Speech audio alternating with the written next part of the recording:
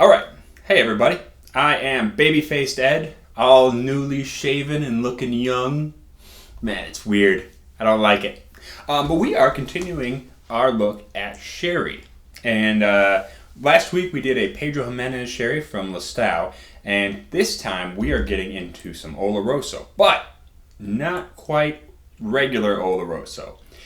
This is sweet old Oloroso dry sack from Williams and Humbert. Dry sack sounds kind of dirty, but also like really unappealing at the same time.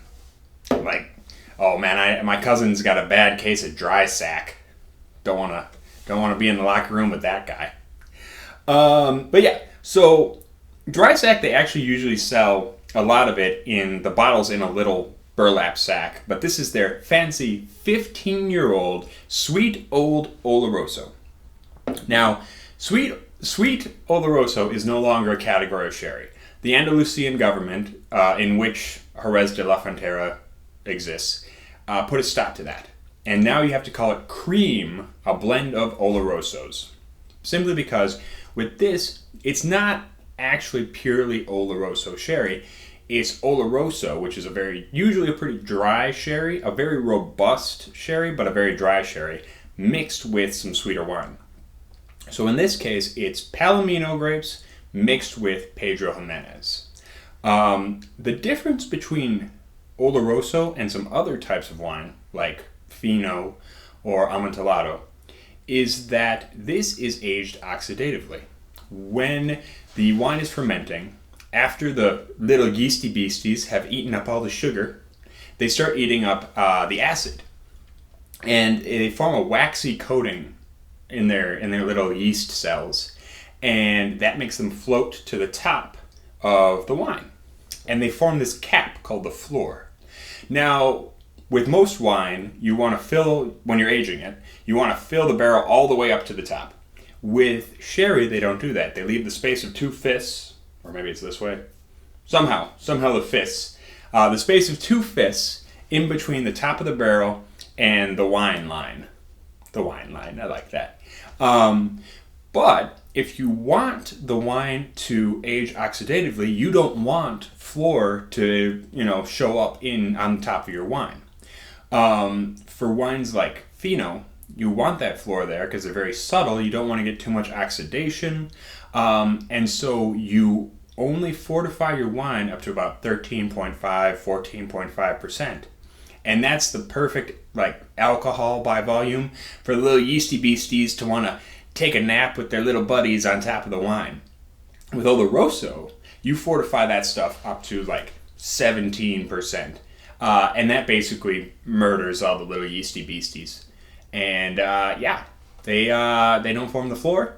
The extra fortification does make it so this ages oxidatively, but it doesn't get too oxidized and just turn into vinegar. So something else I wanted to point out about oxidative aging is that because this is sitting in a barrel a pretty long time, oxidizing, it comes in at 20.5% alcohol, which is quite a bit stronger than the Pedro Jimenez we had, which was coming in about 17. So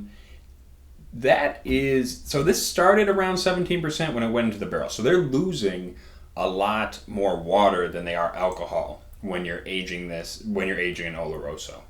But again, this one is a blend of Oloroso with some Pedro Jimenez.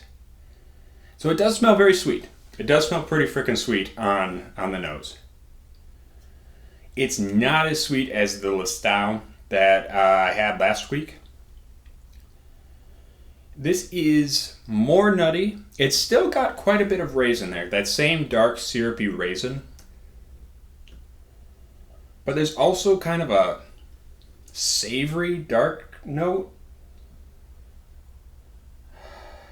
Bit more woody, I would say. Yeah. You can actually smell some oak in there. Ooh, that's very good. That's very good. It really does enter with that kind of that syrupy sweet, grapey, plummy kind of thing.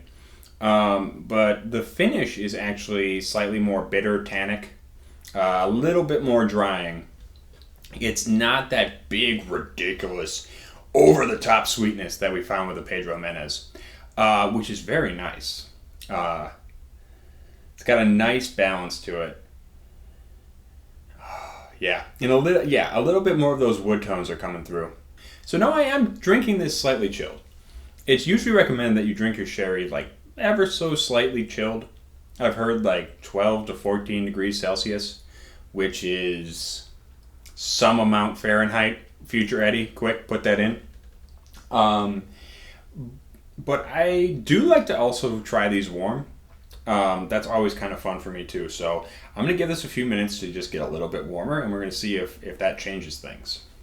Okay, I let this warm up for a little bit, put in my hand to touch. And I got to say, it's kind of fun. As this is warming up, it's opening up more of that kind of, it's almost like a rubbery characteristic. Kind of rubbery, I don't know. It's not, I would compare it to, it's kind of like what you get from a whiskey finished in Old Oloroso, which makes sense, right? I mean, that's common. But it's got this sweeter, more fruity undertone to it than a whiskey. Again, makes sense. It's made from fruit, not from grain. I'm also getting like more nuttiness. A lot more nuttiness. More almondy kind of stuff. I like this. I like this a lot. It's definitely more subtle than the Pedro Jimenez. Still relatively sweet for those of you who aren't ready to jump into a bunch of yeasty funkiness, which we'll be talking about. We're going to be talking about yeasty funkiness pretty soon when we get into the phenos. So stay tuned for that. But yeah, overall, this is pretty great. I paid around $35 for this. Well, it's 15 years old, so that makes sense. That's going to be a little bit higher in price. Of course, Solera aging, I don't know if 15 is the youngest thing in the barrel or if that's an average. But yeah, I think it's worth it. I think everyone should be drinking more sherry. So, go out and drink more sherry, and then there'll be more sherry barrels to put our whiskey in. Yeah. But until next time, that was the Spirit Snapshot. Hope you guys enjoyed it. Until next time, make sure you hit that like button, you hit that subscribe button, you hit the little bell if you want to know when we're doing stuff, and you stay rotten.